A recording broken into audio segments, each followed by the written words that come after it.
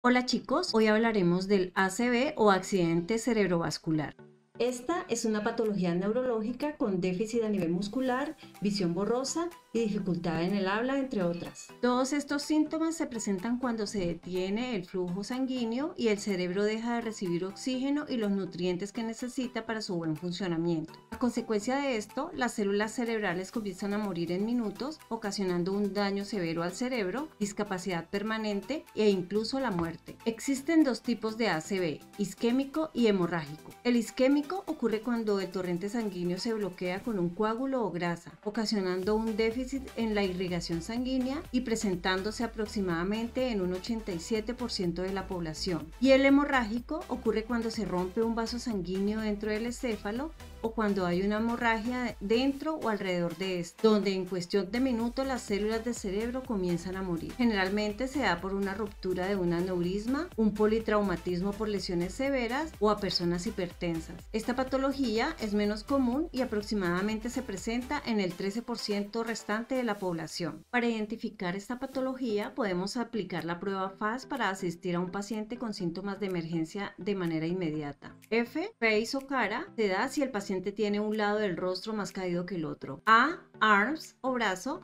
si el paciente muestra debilidad al mover las extremidades superiores e inferiores. S, speak o habla, se da si el paciente arrastra las palabras o habla incoherencias. Y T de time o tiempo es donde debemos actuar de inmediato. Si observamos cualquiera de estos síntomas de alerta, debemos llamar a emergencia, ya que el tratamiento temprano es esencial para la salud y la vida del paciente. Cuidados inmediatos de ACV. Durante un accidente cerebrovascular, la atención se brinda rápida e inmediatamente una vez que el paciente está en el hospital. El equipo de emergencia debe averiguar qué tipo de accidente cerebrovascular tiene el paciente, ya sea isquémico o hemorrágico, para tomar así las medidas pertinentes. Es probable que el médico residente solicite una tomografía computarizada u otra prueba por imágenes poco después de la llegada del paciente. Los profesionales de atención médica también necesitan descartar otras causas posibles dentro de sus síntomas, como un tumor cerebral o una reacción a un medicamento, e inmediatamente hacer una orden médica para la realización de las pruebas de laboratorio, estudios diagnósticos y o pruebas radiológicas dependiendo de cada caso. La intervención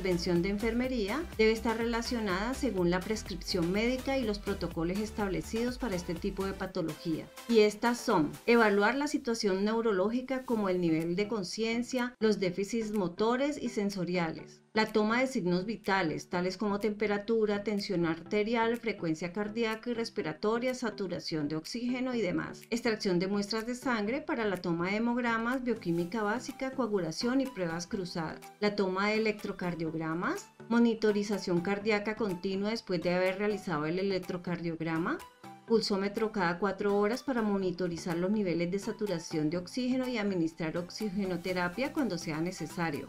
Monitorizar al paciente en detalle revisando algún cambio y las reacciones pertinentes.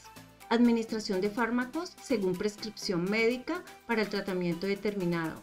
Ubicar al paciente en posición adecuada para prevenir complicaciones. Curaciones y o cambio de las mismas si se requieren. Comunicación con el paciente y o la familia para obtener información médica requerida relacionada con la patología ACV y su tratamiento. Factores de riesgo. Dentro de los factores de riesgo tenemos el tabaquismo, la alimentación alta en grasas saturadas y trans, falta de actividad física, politraumatismos ocasionados por lesiones severas, colesterol alto, diabetes, enfermedad cardiovascular y problemas renales, entre otras. Y también es importante contarles que todo esto y mucho más lo he aprendido en mi escuela de salud Humanizar.